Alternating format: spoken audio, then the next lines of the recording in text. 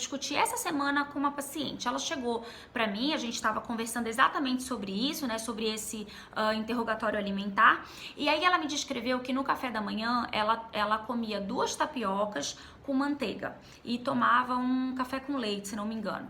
Então, assim, qual foi a sugestão para ela? Que ela reduzisse uma tapioca, então que ela fizesse apenas uma tapioquinha na frigideira e que ela fizesse 1 ou 2 ovos, né? Fritasse ali 1 ou 2 ovos e aí colocasse na tapioca. Então, ao invés de 2 tapiocas com manteiga, ela comeria uma tapioca recheada com ovo. Por que isso? Porque a ideia é que no lugar de uma tapioca eu inclua o ovo. O ovo é uma fonte proteica.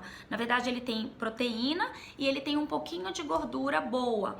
E a tapioca é uma fonte pura de carboidrato. Então, ao invés dessa paciente comer 2 fontes de carboidrato com um pouquinho de manteiga, que é fonte de gordura, e aí nesse café da manhã ela não tinha praticamente nenhuma fonte de proteína, o que ela vai fazer? Ela vai retirar uma das fontes de carboidrato.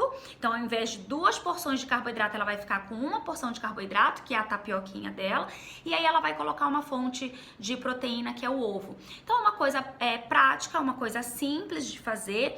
Ela vai ficar provavelmente mais saciada, né? Porque ela tá adicionando ali uma fonte proteica, tá? Então, assim, as fontes que geram maior saciedade são proteína, água e fibra, tá?